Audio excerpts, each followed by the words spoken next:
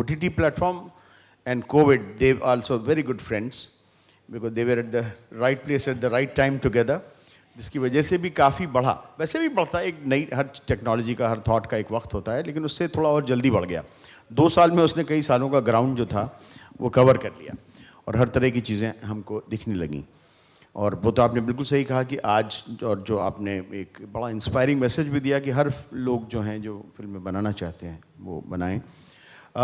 फैज़ल भाई, मैं आपके पास आऊँगा दोबारा से कि मुझे पता है कि आप एज ए प्रोड्यूसर भी काम करते रहे हैं, एज ए लाइन प्रोड्यूसर काम करते रहे हैं, एज ए क्रिएटिव प्रोड्यूसर काम करते रहते हैं, तो आप भी कुछ सोच रहे हैं OTT प्लेटफॉर्म के लिए कि नहीं? सर मैंने पता नहीं, मैं 14 साल से कर रहा हूँ ये काम, मतलब कि जिसे कहते हैं OTT या सीरीज़, और सबसे ज़्यादा रिजेक्ट भी मेरा हुआ है तो मैं सबसे पहले 12-13 साल पहले गया था स्टार के पास, वो बोलता सीरीज़ बनाओगे, तो उन्होंने पहले मुझे भगा दिया। फिर उसके बाद 1 साल बाद फिर गया, उन्होंने एक पायलट बनाया मुझसे, वो पायलट पे एंथू कटलेट होके मैंने ही पैसा और लगा दिया। उन्होंने पायलट देखा, ताली वाली बजाई, फिर बोला कि सावधान इंडिया जैसा कुछ बना सकते हो क्या तो मैंने कहा कि फिर क्या फ़ायदा हुआ 1 साल जाने का। फिर मैंने MTV के लिए एक सीरीज़ बनाई थी, ट्रैफिक, 5 पार्ट की, जिसको IT अवार्ड मिला था। फिर मैं गया नहीं, जब इंडिया में सीक्रेट गेम्स और मिर्ज़ापुर आया था तो मेरा एक सीरीज़ आया था स्मोक, जो एरोस नाव पे था, क्योंकि एरोस नाव इतना अच्छा सा प्लेटफॉर्म नहीं है तो वो जो है गया भी नहीं। वो सेम सीरीज़ का जो टाइटल सीक्वेंस था वो डेडपूल और स्पाइडरमैन के साथ नॉमिनेट था एक बार।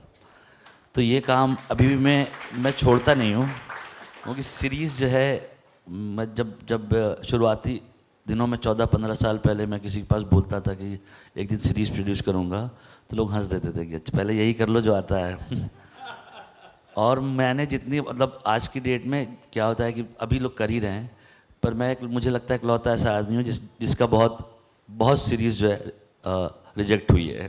क्योंकि पहले ये होता था कि अरे ये बाद में बनाने की चीज़ है, अब बोलते हैं कि यार ये तो बहुत एडवांस हो गया है, अभी ये कर लेते हैं। बना मैं अब भी रहा हूँ एक दो सीरीज़, पर ये था कि जब ये सीरीज़ का दुनिया नहीं बूम आया था कि पहली मिर्ज़ापुर, इनसाइड एज, तो तीसरी मेरी भी थी, उस वॉर में मैं भी था। और जो है क्योंकि वो दोनों अच्छी बनी थी कहना चाहिए, पर शायद कोई अगर देखेगा स्मोक जियो पे, वो मुझे लगता है मैंने भी अच्छी चीज़ बनाई थी किसी ने देखी नहीं तो क्या करते, पर देखिए, पर मैं अभी बना रहा हूँ एक दो सीरीज, 2 बना रहा हूँ। एक तो महेश नारायण के साथ बना रहा हूँ, जहाँ हमारी फिल्म भी आई है परसों, एक नेटफ्लिक्स पे मलयालम फिल्म, उसको कल अवार्ड मिला बेस्ट फिल्म का केरला फिल्म फेस्टिवल में। तो मैं छोड़ नहीं रहा हूँ, मैं ना लेबर हूँ लेबर छोड़ती नहीं है तो मैं जब तक रहूँगा बना के तो छोड़ूंगा ही 4-5 सीरीज़ तो। और मुझे फिल्म में इतना अच्छा नहीं लगता जितना सीरीज़ अच्छी लगती है, तो मुझे ज़्यादा अटैचमेंट है उससे। पिक्चर कोई कहेगा तो एक बार मना भी कर दूंगा, नहीं करना है। सीरीज़ में करता रहता हूँ, मुझे बहुत अटैचमेंट, तो इसलिए सीरीज़ करूँगा 1-2 आने वाली sir. Jyoti, because you have been on both the sides of the table as an art administrator, as an artist.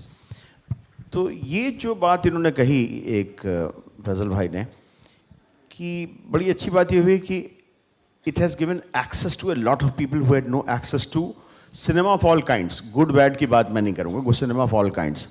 आज बड़े बड़े घर के लोग बैठ के उल्लू देखते हैं और उसमें कुछ और चीज़ें देखते हैं जो पता नहीं, अपनी अपनी चॉइस है। उल्लू भी अब सुधर गया, धीरे धीरे उल्लू भी सुधर रहा है, लेकिन सवाल ये है, I am talking about very very sexually explicit content. पहले यहीं पे हम लोगों ने एक ज़माने में एक सेशन किया था लखनऊ लिटरेचर फेस्टिवल में, कई साल हो गए, जिसका नाम था गालियों की फायर स्टिक। इसलिए कि गालियाँ बहुत पहले बकी जाती थी, अब गालियाँ भी धीरे धीरे थक गए हैं लोग सुनते सुनते, तो गालियाँ भी अब कम हो रही हैं। OTT प्लेटफॉर्म पे जो था, जो थोड़ा अंग्रेज़ी का प्रभाव था, क्योंकि अंग्रेज़ी फिल्मों में और तरंतिनो की फिल्मों में the fuck word is very easily use, तो हम लोग कहते हैं हमारे यहाँ भी, तो हम भी किसी से कम गाली तो बकते नहीं हम लखनऊ वाले, तो उतने ही डालें, हम भी उसमें डालें, घर में तो हम बकते ही हैं, तो हम भी डालने लगे थे, लेकिन वो भी अब धीरे धीरे थक गए लोग उससे, वो भी कम हो रहा है ऐसा मुझे लगता है। महारानी जैसी सीरीज़ में आपको हार्डली गाली सुनाई देती है, अब धीरे धीरे सब वो भी बदलता जा रहा है। गुल्लक में कितनी अच्छी भाषा है, वगैरह वगैरह वगैरह। लेकिन ये एक्सेस जहाँ इसने इसको दिया है इतने लोगों को, जनता को, वहीं our access to these channels, because most of them are, the big ones are all based abroad, whether it's Netflix, whether it's Amazon, whether it's, they have some little presence in India, but that presence is too small. तो आपको क्या लगता है कि वहाँ पे interface में और एक्सेस में प्रॉब्लम है? Actually, India is the biggest market today. दो कारणों की वजह से. एक तो हमारी पॉपुलेशन काफ़ी बड़ी है और हमारे जो इंटरनेट के चार्जेस हैं उस हिसाब से वो कम हैं दूसरों के बनिस्बत.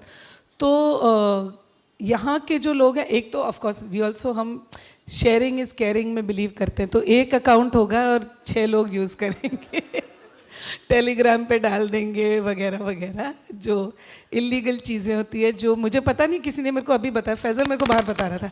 तो ये सब ऐसे होता है ना फैज़ल, तो आई डोंट नो, बट ऐसी कुछ चीज़ें शायद हैं जो ये कंटेंट का जो एक प्रोलिफरेशन है ना, जो स्प्रेड हो रहा है, तो ये एक्सेस तो है बहुत सारा. और यहाँ के I think we are the biggest team of these channels outside US. So their headquarters might be in the US, but उनके जो teams in terms of subcontinent का जो एक content है, क्योंकि ये same जो हमारी languages का है, diaspora में भी consume हो रहा है. जैसे अभी मैं UK से आ रही हूँ और there's like a lot of तो वहाँ वो लोग US में एक लंदन के suburb में मेरे दोस्त के घर पे बैठ के KBC देख रहे हैं. Or you know, they're watching shows also. They've subscribed to the Indian, so Z5 या Sony Live या Amazon का content जो है.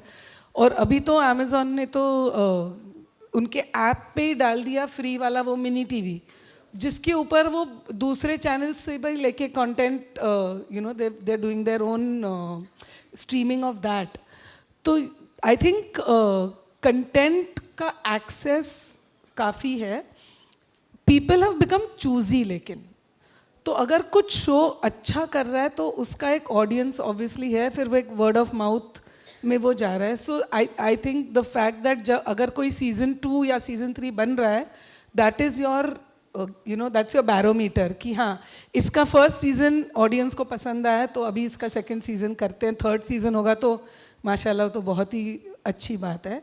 और जहाँ तक गालियों की बात है, मैं सोच रही थी जब आप कह रहे थे कि वैसे तो हम रियल लाइफ में भी काफ़ी गालियाँ बोलते हैं हमारी कॉन्वर्सेशंस में, जब आप दोस्तों के साथ बैठते हैं या जब गुस्सा आता है.